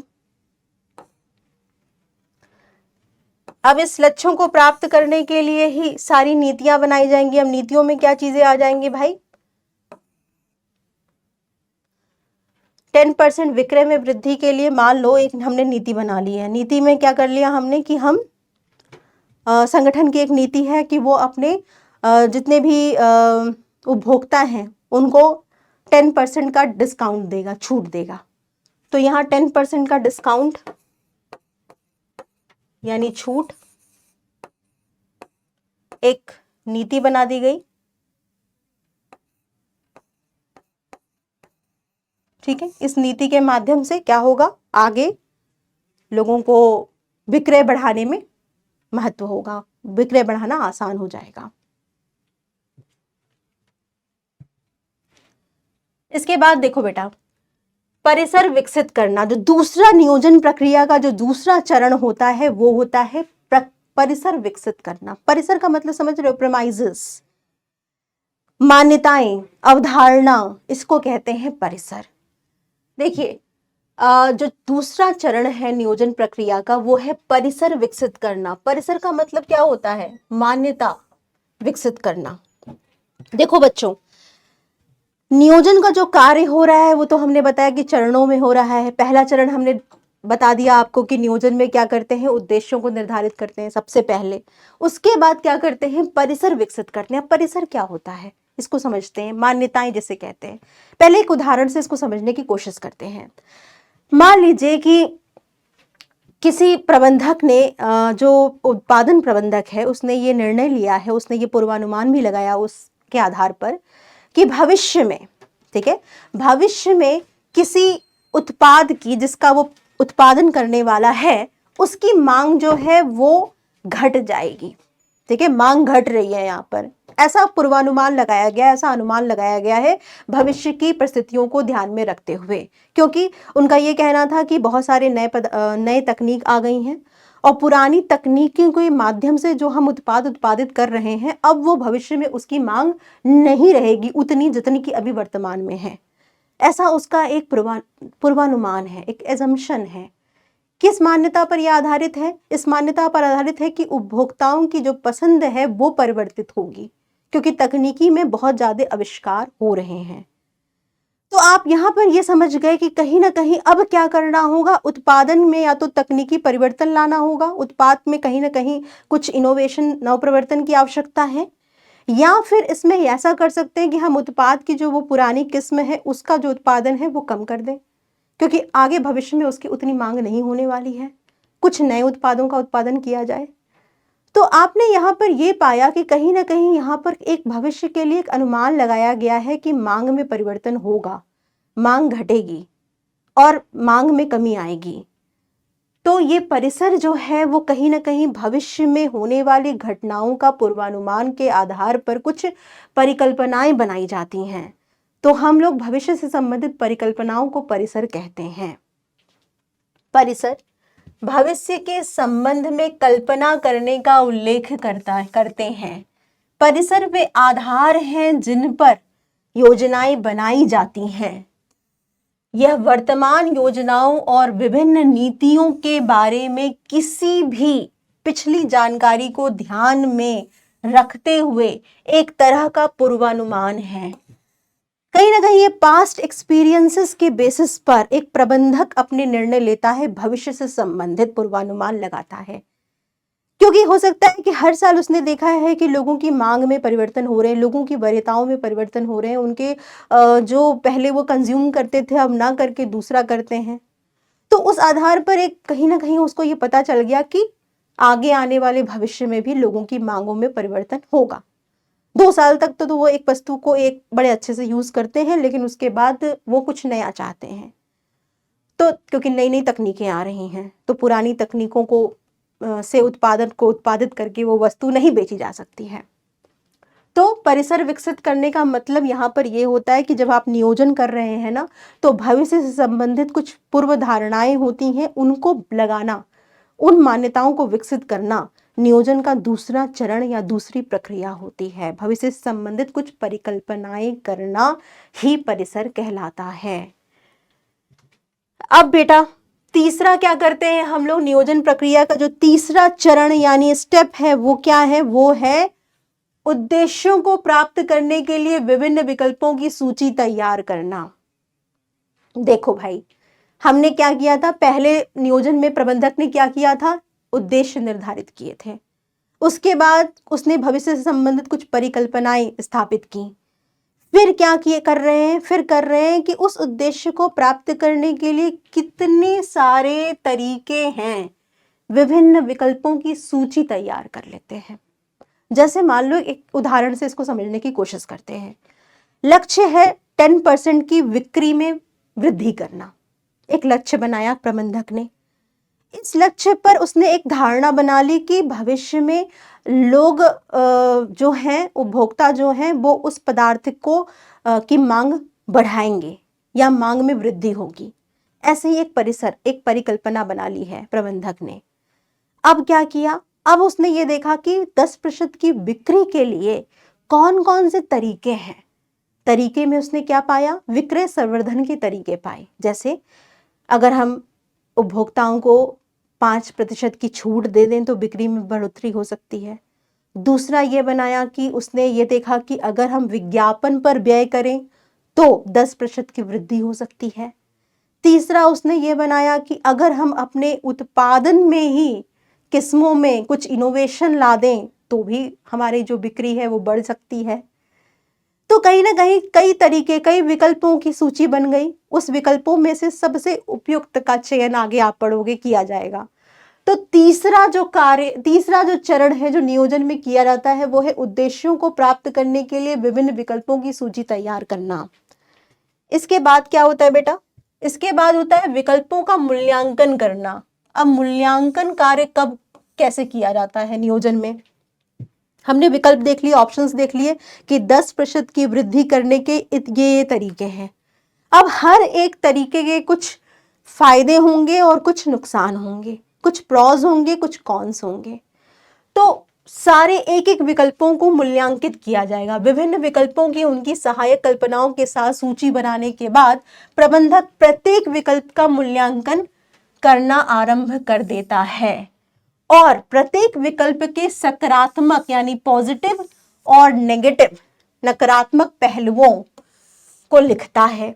इसके बाद प्रबंधक अधिक नकारात्मक पहलुओं को क्या करता है, हटा देता है, उन विकल्पों को छोड़ देता है, हटाना आरंभ कर देता है और अधिकतम सकारात्मक जो पहलू वाले विकल्प होते हैं, जो अधिक से अधिक सकारात्मक परिणाम देंगे, उन संभव कल्पना को श्रेष्ठ विकल्प के रूप में चुनना आरंभ कर देता है। यानी बच्चा यहाँ पर हम क्या देख रहे हैं, हम यहाँ पर ये देख रहे हैं कि प्रबंधक जो अपने चौथे नियोजन प्रक्रिया में कर रहा है वो क्या कर रहा है, वो जितने भी विकल्प जिसकी सूची बनाई गई थी उन प्रत्येक विकल्पों का क्या कर रहा है, मूल्यांकन कर रहा है। मूल्यांकन किस आधार पर हो रहा है, उनके सकारात्मक और नकारात्मक पहलुओं के आधार पर हो रहा है। जिस विकल्प में लागत ज़्यादा आएगी, जिस विकल्प में ज़्यादा टाइम लगेगा, समय लगेगा, जिस विकल्प को चुनने के बाद कर्मचारियों को ज़्यादा सिखाना पड़ सकता है, उस विकल्प में ज़्यादा नुकसान की संभावनाएं हो सकती हैं, तो उस विकल्प को त्याग दिया जाएगा, छोड़ दिया जाएगा। उस मेथड, उस पद्धति, उस तकनीक, उस पॉलिसी को नहीं अपनाया जाएगा। फिर क्या किया जाएगा, जो सबसे कम लागत में सबसे अधिक लाभ प्राप्त करने में सहायक होगी वो विकल्प के साथ आगे प्रबंधक चलेगा। तो नियोजन में विकल्पों का मूल्यांकन करना चौथा चरण होता है नियोजन प्रक्रिया का। इसके बाद क्या है भाई, एक विकल्प का चुनाव करना। अब हमने देख लिया कि जिसमें सबसे सकारात्मक पहलू होंगे जिस विकल्प के, यानी टाइम जिसमें कम लगे, कॉस्ट जिसमें कम लगे, जिसमें ट्रेनिंग कम देनी पड़े, जिसमें लाभ ज्यादा हो, उत्पादन वृद्धि की संभावना ज्यादा हो, लक्ष्यों को प्राप्त करने की संभावना ज्यादा हो, उस विकल्प का चुनाव हमने करना है। तो श्रेष्ठ विकल्प का चयन किया जाता है, परंतु क्योंकि श्रेष्ठ विकल्प को चुनने के लिए कोई रेडीमेड, कोई ऐसा नहीं कह सकते कोई गणितीय सूत्र है कि यही सबसे श्रेष्ठ होगा, तो ऐसे केस में क्या करेंगे, ऐसे केस में हम कई सारे विकल्पों को मिला करके एक संयुक्त विकल्प बना सकते हैं, एक संयुक्त रास्ता अपना सकते हैं। तो ऐसे में क्या कर सकते हैं कि अधिक उपयुक्त योजना अधिक लाभप्रद, संभव और कम नकारात्मक हस्तक्षेप के साथ होती है। तो कभी कभी एक विकल्प का चुनाव करने की बजाय विभिन्न विकल्पों के मिश्रण को भी चुना जा सकता है। जैसे कि मान लीजिए 10% की विक्रय वृद्धि करने के लिए बात हम लोग कर रहे थे, लक्ष्य बनाए दिए गए थे, उसमें विकल्प थे कि 10% की छूट दे दी जाए, या फिर ये विज्ञापन पर व्यय को बढ़ा दिया जाए, या फिर पर्सनल सेलिंग कर दी जाए, व्यक्तिगत तरीके से विक्रय को बढ़ाया जाए। तो इसमें से 2 माध्यम को चुन लिया गया, यानी विज्ञापन में व्यय को थोड़ा बढ़ा दिया गया और 10% की बिक्री छूट ना दे करके 5% का छूट दे दिया गया। तो दोनों को मिला करके एक संयुक्त विकल्प बना दिया गया और फिर उसका चुनाव कर लेंगे। योजनाओं को लागू करना। अब बेटा इसमें जो 6th पॉइंट आता है नियोजन प्रक्रियाओं का, वो ये होता है कि हमने तो विकल्प भी चुन लिया, सबसे उपयुक्त विकल्प भी चुन लिया जिसके आधार पर हमें लक्ष्यों को प्राप्त करना है। अब इसमें क्या करेंगे, योजनाओं को लागू कर देंगे। अब हम उस योजना को लागू करने के लिए उसकी जो रूपरेखा हमने बना ली है, यानी प्रबंधक ने जो रूपरेखा बना ली है, अब उसको क्रियान्वित करने की बारी है, यानी कर्मचारियों को योजनाओं को संप्रेषित करना योजनाओं को लागू करने में आएगा। जो लोग कार्य करेंगे उस योजना को प्राप्त करने के लिए, लक्ष्यों को प्राप्त करने के लिए, तो योजना जो बनकर तैयार हो गई है, जो लेआउट बनकर तैयार हो गए हैं, वो कर्मचारियों तक, वो उन लोगों तक पहुंचाना ही योजनाओं को लागू करने से संबंधित होता है। योजनाओं को लागू करने और योजनाओं को कार्य में प्रयोग करने के लिए प्रबंधक अधिक स्पष्ट रूप से सभी कर्मचारियों को योजनाएं संप्रेषित करना आरंभ कर देता है, क्योंकि कर्मचारियों को ही योजनाओं को विशिष्टीकरण के अनुसार वास्तव में क्रियाओं को करना पड़ता है। भाई काम कौन करेगा, रूपरेखा तो बना दी प्रबंधक ने, तैयारी बना दी कि क्या करना है, कैसे करना है, कब करना है, कौन करेगा और बजट कितना आएगा, लक्ष्य क्या है, ये सब कुछ तो डिसाइड हो गया, योजना बनकर तैयार हो गई। लेकिन इस योजना को कार्यों का में असल में रूप कौन देगा, कर्मचारी ही तो करेंगे इन योजनाओं को क्रियान्वित। तो कर्मचारियों तक योजनाओं को पहुंचाना, संप्रेषित करना ही तो आगे आएगा काम। तो यहाँ पर योजनाओं को लागू करना शामिल होता है। इसके बाद बेटा 7th जो नियोजन प्रक्रिया का 7वां और आखिरी चरण है वो है अनुवर्तन, यानी फॉलोअप।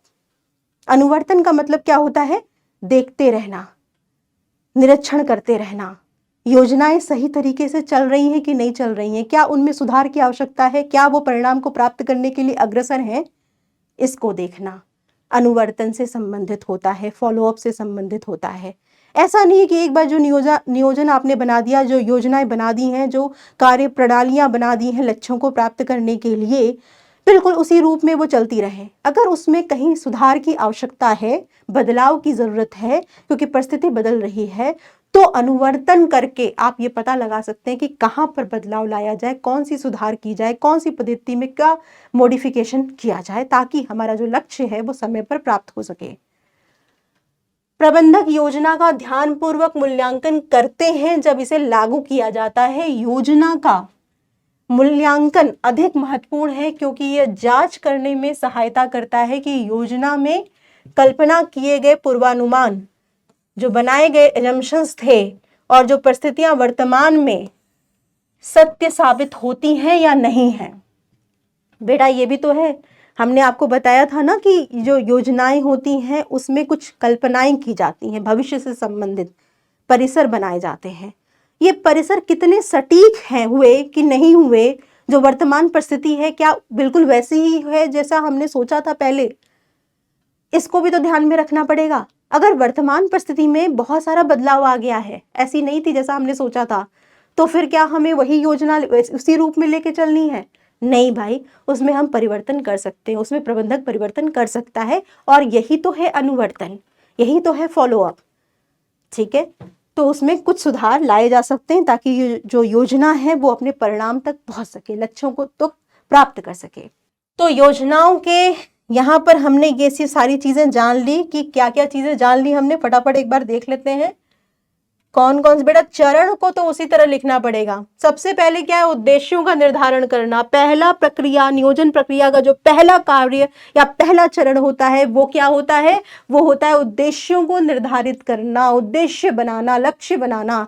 दूसरा हम क्या करते हैं भाई, इस उद्देश्यों की प्राप्ति के लिए हमें कुछ कल्पनाएं बनानी पड़ती हैं भविष्य से संबंधित, इसे परिसर विकसित करना कहते हैं, भविष्य के लिए पूर्वानुमान लगाना कहते हैं। फिर उद्देश्यों को प्राप्त करने के लिए विभिन्न तरीके होते हैं, उन विभिन्न तरीकों को सूचीयन करना, उनको लिखना, कौन कौन से तरीके होते हैं। उसके बाद हम ये देखते हैं कि विकल्पों का मूल्यांकन करते हैं, प्रॉज एंड कॉन्स, उसकी कमी और उसके फायदे को देखते हैं, सभी प्रकार के सभी विकल्पों के। फिर हम क्या करते हैं भाई, फिर हम सबसे जो श्रेष्ठ यानी जिसमें सबसे ज्यादा सकारात्मक पहलू होते हैं उस विकल्प का चुनाव किया जाता है।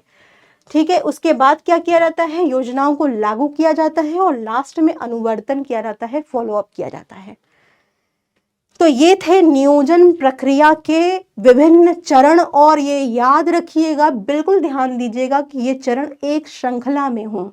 ऐसा ना हो कि आपने पहले अनुवर्तन से स्टार्ट किया है नियोजन प्रक्रिया तो आपको 0 नंबर मिलेंगे। ठीक है, आपको क्या करना है, उद्देश्यों के निर्धारण से स्टार्ट करना है, और अंत वाला जो पॉइंट आएगा वो अनुवर्तन होना चाहिए नियोजन प्रक्रिया के चरण में। नेक्स्ट टॉपिक है हमारा योजनाओं के प्रकार।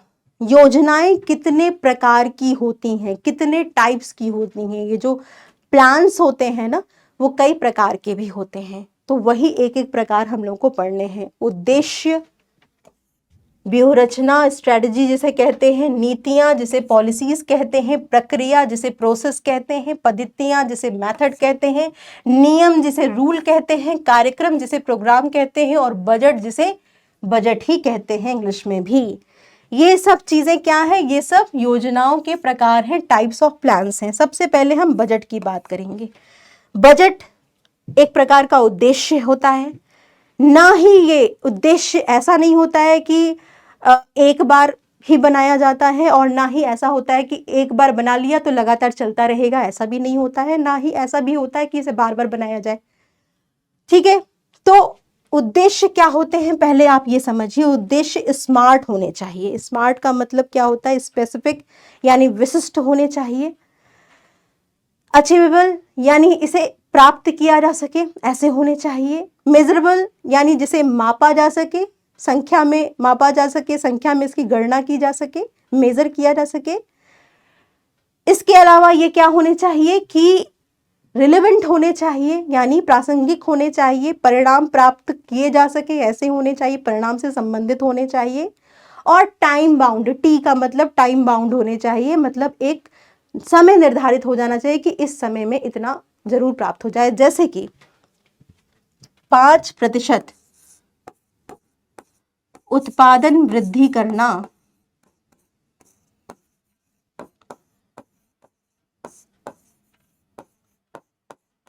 6 महीने में, ये क्या हो सकता है, ये हो सकता है किसी संगठन का, उत्पादन प्रबंधक का, उत्पादन विभाग का लक्ष्य, उद्देश्य। 5% उत्पादन वृद्धि करना 6 मंथ में। अब ऐसा क्या है भाई, इसको हम अचीव भी कर सकते हैं, ऐसा नहीं कि 5% का उत्पादन वृद्धि करना असंभव है। ठीक है, ये अचीवेबल है, स्मार्ट है, विशिष्ट है, बता दिया गया है कि कितना है भाई 5%, जैसे आप मेजर कर सकते हो, माप सकते हो। 6 मंथ टाइम भी यहाँ पे डिसाइड हो गया है कि हमें 6 महीने में पूरा करना है। उत्पादन से संबंधित लक्ष्य है, विशिष्ट लक्ष्य है, ये भी पता चल गया। तो ये उद्देश्यों की श्रेणी में आएगा। ठीक है, हर संगठन के, हर विभाग के अपने अपने उद्देश्य होते हैं। फिर आती है बात व्यूह रचना की, इसे कहते हैं स्ट्रैटेजी। एक एक करके हम लोग और चीजों को डिटेल में पढ़ेंगे। तो सबसे पहले हम लोग उद्देश्यों को थोड़ा और समझते हैं। उद्देश्य क्या होते हैं, अंतिम परिणाम होते हैं, ये एंड रिजल्ट होते हैं। जहां तक पहुंचना है, ठीक है, इसी रिजल्ट को तो प्राप्त करना है, इसी परिणाम तक तो पहुंचना है जो लक्ष्य बनाए गए, जो उद्देश्य बनाए गए हैं, इन्हें हम लोग इसीलिए लक्ष्य कहते हैं। ये अंतिम परिणाम होते हैं। अन्य सभी क्रियाएं इसी ओर निर्देशित होती हैं। इसी उद्देश्य को प्राप्त करने के लिए ही सारी क्रियाएं, सारे कार्य, सारे कार्यक्रम बनाए जाते हैं। दिए गए समय पर प्राप्त किया जा सके। टाइम यहाँ बहुत इंपॉर्टेंट है। यहाँ पर उद्देश्यों में हमेशा टाइम लिखा रहता है कि इतने समय में ये अचीव कर लेना है। प्राप्त किए जाने वाले परिणामों के लिए लिखित कथनों से है, एक रिटन स्टेटमेंट होते हैं ये, ठीक है। तो हम यहाँ पर क्या क्या चीजें देख रहे हैं उद्देश्यों के लिए? यहाँ पर हम देख रहे हैं कि ये मापे जा सकते हैं, मापा जा सकता है, संख्या में लिखा जा सकता है, जिसे संख्या में गणना की जा सकती है जिसकी। इसके बाद क्या होता है? समय से संबंधित होते हैं, एक निश्चित समय अवधि में प्राप्त किए जा सके, समय से संबंधित हैं।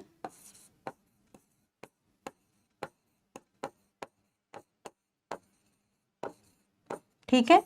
इसके बाद बेटा इसमें ये देखिए कि ये जो होते हैं वो अंतिम परिणाम होते हैं, एंड रिजल्ट होते हैं, ठीक है। इसके बाद क्या है? इसे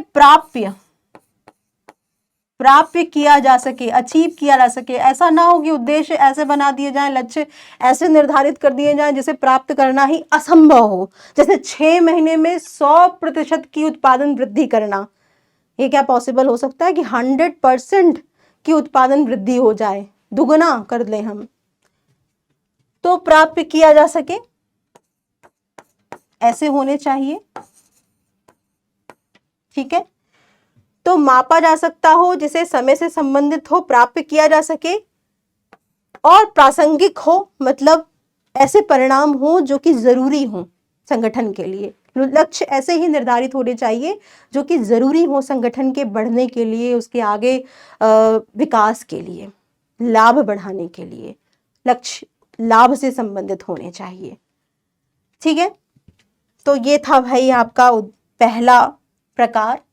दूसरे हम बात करेंगे स्ट्रैटेजी यानी व्यूह रचना की। स्ट्रैटेजी हम बोलते हैं ना कभी कभी कि स्ट्रैटेजी बना ली, ऐसी कर ली, स्ट्रैटेजी हमारी स्ट्रैटेजी तो ये है। बड़ा अच्छे से बोल देते हो लेकिन इसको समझ नहीं पाते हो कि स्ट्रैटेजी होती क्या है। व्यूह रचना एक दीर्घकालिक लक्ष्य होते हैं इसमें। दीर्घकालिक मतलब एक लंबे समय के लिए होते हैं, और कहीं ना कहीं ये वातावरण को ध्यान में रख करके बनाए जाते हैं। जो व्यावसायिक वातावरण है ना, जो बदल रहा है, उसको ध्यान में रख करके एक दीर्घकालिक लक्ष्यों का निर्धारण किया जाता है व्यूह रचना में। विशिष्ट क्रिया विधि को अपनाना, एक स्पेसिफिक प्रोसीजर अपनाए जाते हैं किसमें? स्ट्रेटजी बनाते समय। उद्देश्यों की पूर्ति के लिए संसाधनों का बंटवारा करना। अब भैया ये जो दीर्घकालिक लक्ष्य बनाए गए हैं उसको पूर्ति करने के लिए जो संसाधन, जो रिसोर्सेज होते हैं, उनका अलोकेशन करना, उनका बंटवारा करना स्ट्रैटेजी में शामिल होता है, ठीक है। ये होती है स्ट्रैटेजी। जैसे कि मान लीजिए कि स्ट्रैटेजी में ये हो सकती है कि एक नया ब्रांच खोलना, संगठन को एक नया ब्रांच खोलना है, या उत्पादन का एक नया किस्म बनाना है। तो ये एक रणनीति हो सकती है संगठन की कि वो अपने इस दीर्घकालिक लक्ष्य को, जो कि उसने खोलने के लिए सोचा है कि एक नया ब्रांच खोलना है, उसकी चलाना है, उस क्रियाविधि को अपनाना कि उसको कैसे किया जाए। इसके साथ साथ उस उद्देश्य की पूर्ति के लिए क्या क्या संसाधन लगेंगे, नए अगर हमें ब्रांच खोलने हैं तो उसके लिए कौन कौन से रिसोर्सेज की ज़रूरत है, कितने फंड की ज़रूरत है, कितने कर्मचारियों की फिर से नियुक्ति करनी पड़ेगी, उससे संबंधित चीज़ों को इकट्ठा करना, ये सब आपकी स्ट्रैटेजी यानी रणनीति में आएगा, ठीक है। तो रणनीति क्या होती है? 3 पॉइंट याद रखना रणनीति में लिखते समय। रणनीति एक प्रकार से योजना का प्रकार है, पहला याद रख लो। रणनीति जो होती है वो व्यावसायिक वातावरण से संबंधित होती है, ये याद रख लो।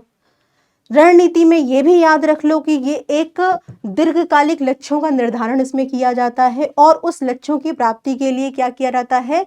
एक विशिष्ट क्रिया विधि को अपनाया जाता है। इस लक्ष्यों को प्राप्त करने के लिए कैसे कार्यों को एक क्रम बनाया जाता है कि क्या क्या कार्य किस किस क्रम में करने हैं।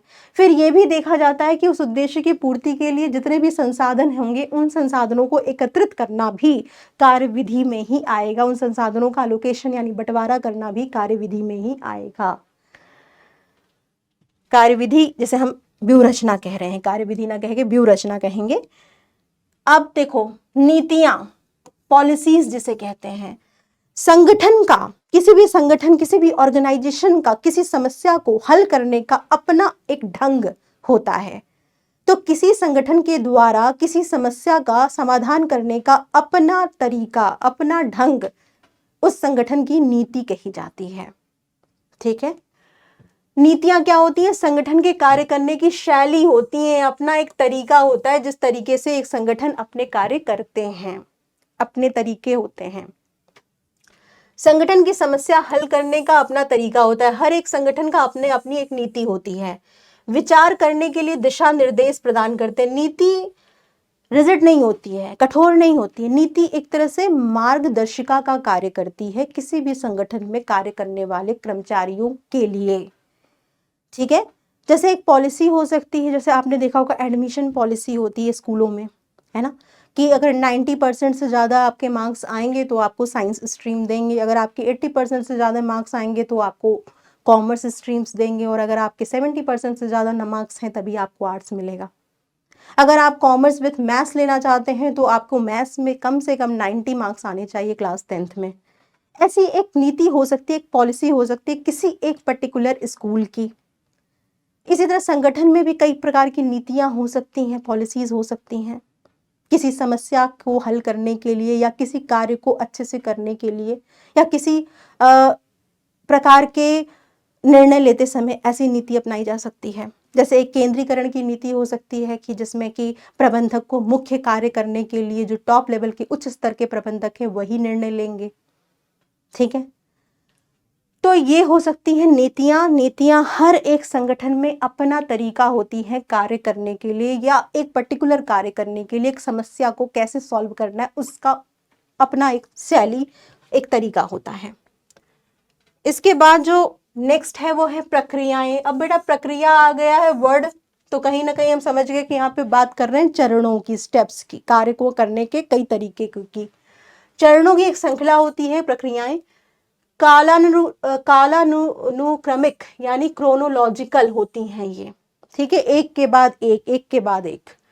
कार्य का निर्देश, कार्य को कैसे करना है इससे संबंधित निर्देश दिए जाते हैं प्रक्रियाओं के द्वारा। काम को करने का चरणबद्ध तरीका, एक कार्य को करने का चरणबद्ध तरीका।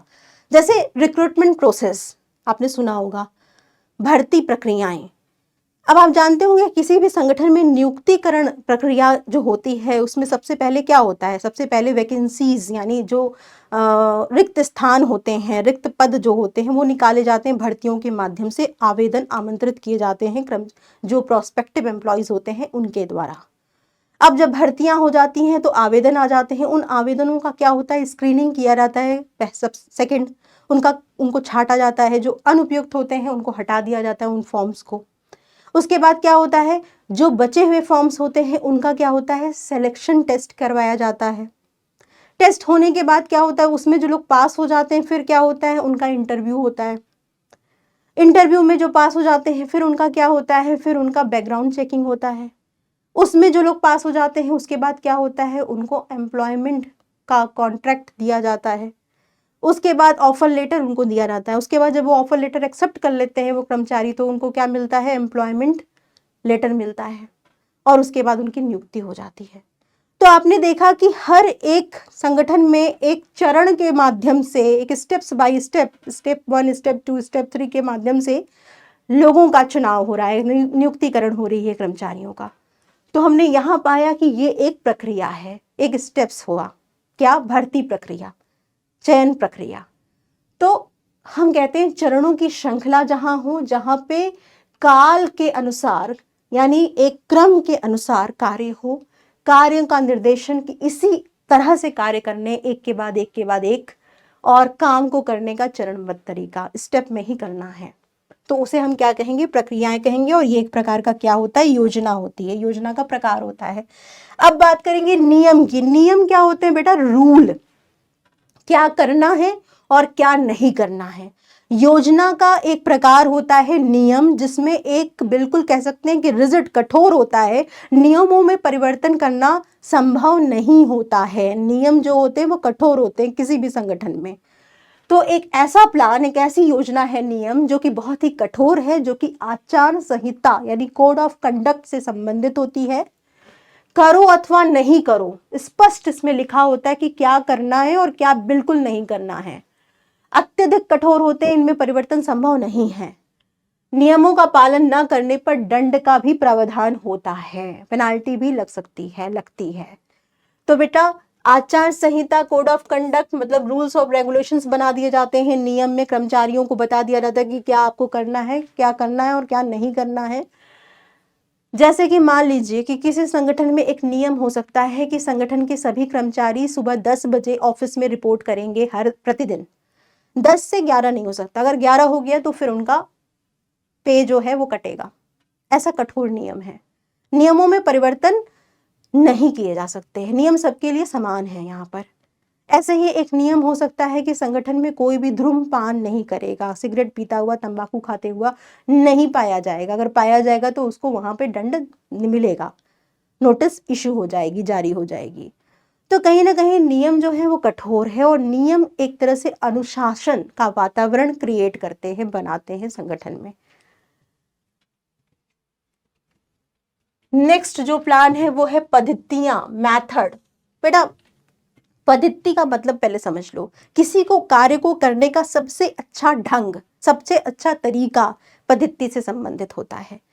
कार्य तो कई प्रकार से किए जा सकते हैं। जैसे अगर उत्पादन संबंधी कार्य हो तो उसमें दो पद्धति बहुत प्रमुख होती है। एक होता है मशीन, जिसे हम कैपिटल इंटेंसिव टेक्निक कहते हैं, और एक होता है लेबर के द्वारा, श्रमिकों के द्वारा, जिसे हम लेबर इंटेंसिव टेक्निक कहते हैं। अब यहाँ पर तो आप जानते हैं कि अगर बड़ा कार्य कराने हैं, उत्पादन का पैमाना ज़्यादा है और हैवी वर्क है, तो ऐसे में क्या होता है कि कैपिटल इंटेंसिव टेक्निक को ज़्यादातर फॉलो किया जाता है। लेकिन जहाँ पे मतलब हाथ से बने हुए चीज़ें हैं, जहाँ पर कहते हैं कि कपड़ों की बुनाई हो रही हो, वहाँ पर हम लोग मशीनों की जगह पर लेबर इंटेंसिव तकनीकों का प्रयोग करते हैं, श्रमिकों का ज़्यादा प्रयोग करते हैं। तो ये देखना है कि कार्य करने का सबसे मेथड कौन सा यूज़ किया जाए। पद्धति का मतलब यही होता है, कार्य करने की जो विधि होती है उसको कहते हैं। काम को करने का ढंग, एक रूपता व प्रमाप सीमित करता है। कार्य को पद्धतिबद्ध तरीके से करना, कर्मचारियों के दिमाग में स्पष्ट लाना कि कार्य कैसे करें। आपको मेथड पता चल गया कि आप उसी मेथड से कार्य को करेंगे, कर्मचारी इससे बिल्कुल तय हो जाते हैं। तो पद्धति को हम यहाँ पर सिर्फ सिंपल शब्दों में इतना ही लिखेंगे कि ये एक प्रकार का योजना का प्रकार है, जिसमें कार्य को करने का एक स्पष्ट ढंग बताया जाता है और उसी के माध्यम से कार्य को संपन्न किया जाता है। ये एक प्रकार से सबसे सस्ता, कह सकते हैं कि अनुकूलतम पद्धति का चुनाव ही किया जाता है एक संगठन में प्रबंधक के द्वारा, जब पद्धति निर्माण होती है तो। इसके बाद आता है कार्यक्रम, जिसे हम प्रोग्राम भी कहते हैं। कार्यक्रम क्या है बेटा? ये कई योजनाओं का सम्मिश्रण है। इसमें कई योजनाएं आ जाती हैं। जैसे इसमें क्या क्या आती हैं? इसमें उद्देश्य आते हैं, इसमें नीतियां आती हैं, इसमें प्रक्रियाएं आती हैं, इसमें नियम आते हैं। इन चार चीजों को मिलाकर क्या बनता है भाई? कार्यक्रम बनता है, प्रोग्राम बनता है। और ये प्रोग्राम जो होते हैं ना, वो एक समयावधि से संबंधित होते हैं, यानी एक बार बनाए जाते हैं और बाद में इन्हें जारी नहीं रखते हैं, ये खत्म हो जाते हैं। संगठन में अगर एक प्रोग्राम खत्म हो गया तो फिर दूसरा प्रोग्राम आएगा, तो फिर दूसरे प्रोग्राम के लिए फिर उद्देश्य बनाए जाएंगे, फिर जाकर के नीति बनाई जाएगी, पद्धति बनाई जाएगी उस प्रोग्राम, उस कार्यक्रम को प्राप्त करने के लिए। जैसे कि आप जानते हैं कि आपके स्कूल्स में बहुत सारे इवेंट्स होते हैं, जैसे स्पोर्ट्स एनुअल डे जब होता है आप लोगों का, तो स्पोर्ट्स डे होता है एक। तो स्पोर्ट्स डे एक कार्यक्रम है, प्रोग्राम है, जिसके लिए आपने ऑर्गेनाइजेशन बनाते हो, बहुत सारे इसमें टीम बनती हैं, बहुत सारे विभाग बनते हैं। तो और हर एक टीम का हर एक इवेंट मैनेजमेंट होता है, यहाँ पर इवेंट मैनेजर होता है यहाँ पर जो मैनेज करता है। तो इस प्रकार से वो कार्यक्रम हो गया, ठीक है। ऐसे ही आपके संगठन में भी बहुत सारे प्रोग्राम्स होते हैं। उन प्रोग्राम से संबंधित उद्देश्य, नीतियाँ और पद्धतियाँ और कह सकते हैं कि नियम बनाए जाते हैं, उसको हम लोग कार्यक्रम की श्रेणी में लाएंगे। लास्ट जो है योजना का प्रकार वो है बजट। बजट क्या होता है भाई? बजट संख्यात्मक प्रमाप होते हैं जिसके द्वारा कहीं ना कहीं नियंत्रण करना संभव हो पाता है, नियंत्रण कार्य संभव हो पाता है। तो ये एक प्रकार की योजना है जिसमें क्या होता है, संख्यात्मक रूप में विवरण होते हैं, ये स्टेटमेंट होते हैं, संख्या में लिखे जाते हैं। इनको वास्तविक निष्पादन को मापने का, एक तुलना करने के लिए मानक का कार्य करते हैं। जैसे कह सकते हैं कि आपका उत्पादन बजट हो सकता है, कैश बजट हो सकता है। इसमें आपने बोल दिया कि उत्पादन, इसमें आय और व्यय का लेखा होता है जो संख्याओं में लिखा जाता है, एक विवरण के माध्यम से इसको निष्पादित या प्रतिपादित किया जाता है। तो प्रमापित तथा इच्छित परिणाम प्रदान करता है ये कि बजट एक क्या होता है कि हमें ये इतने हमने बजट बना दिया, जैसे कि कॉस्ट बजट बना दिया कि कॉस्ट इतना ही होना चाहिए, ठीक है। 5 लाख का हमने कॉस्ट यहाँ बजट बनाया है कि 5 लाख का व्यय करना है आपको संगठन को, ठीक है। छोटा सा बजट है उनका 5 लाख का, तो 5 लाख का ही कॉस्ट आना चाहिए, चाहे वो कितने भी संसाधन आप परचेज करिए, ये संसाधनों का जो कीमत है वो 5 लाख से ज़्यादा नहीं होना चाहिए किसी उत्पादन से संबंधित अगर हम बात कर रहे हैं तो यहाँ पर बजट क्या है, बजट एक प्रकार के मानक होते हैं जिसके आधार पर नियंत्रण करना आसान हो जाता है। नियंत्रण के लिए मानक प्रदान करते हैं बजट, और संख्यात्मक रूप से इनको विवृत किया जाता है, और ये एक प्रकार की योजना है। तो इन सब चीजों से आप ये समझ गए कि टोटल आपने नियोजन में क्या क्या चीजें पढ़ी। नियोजन क्या होता है, सिंपल शब्दों में अगर मैं बात करूं तो नियोजन एक प्रबंधक का प्राथमिक कार्य है जिसमें प्रबंध ये देखता है कि क्या करना है, कैसे करना है, कब करना है, कौन करेगा, ये सब कुछ नियोजित करना मानसिक और बौद्धिक प्रक्रिया के माध्यम से ही नियोजन है। नियोजन लक्ष्यों को प्राप्त करने में योगदान देता है। नियोजन कहीं ना कहीं भविष्यवादी होते हैं, ये भविष्य की तरफ देखना, आगे की तरफ देखना है। नियोजन को हम लोग इसीलिए बौद्धिक प्रक्रिया बोलते हैं क्योंकि इसमें तार्किक और सोचने से संबंधित क्रियाओं का समावेश होता है, ठीक है। नियोजन के कुछ चरण होते हैं, कुछ प्रक्रियाएं होती हैं, जिसमें सबसे पहला होता है नियोजन में क्या करते हैं बच्चा, नियोजन में सबसे पहले उद्देश्यों का निर्धारण करते हैं। उसके बाद भविष्य से संबंधित कुछ परिसर बनाए जाते हैं, कुछ मान्यताएं बनाई जाती हैं। उसके बाद विभिन्न विकल्पों को देखा जाता है कि इस लक्ष्य की प्राप्ति के लिए कौन कौन से विकल्प हैं, उनका सूचीयन किया जाता है। उसके बाद विभिन्न विकल्पों का मूल्यांकन किया जाता है और उसके बाद सबसे उपयुक्त विकल्प का चुनाव किया जाता है।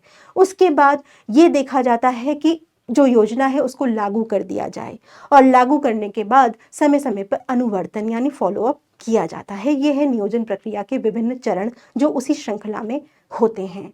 इसके बाद हमने ये भी देख लिया कि नियोजन जो है वो उसमें कई सारे प्रकार होते हैं नियोजन के।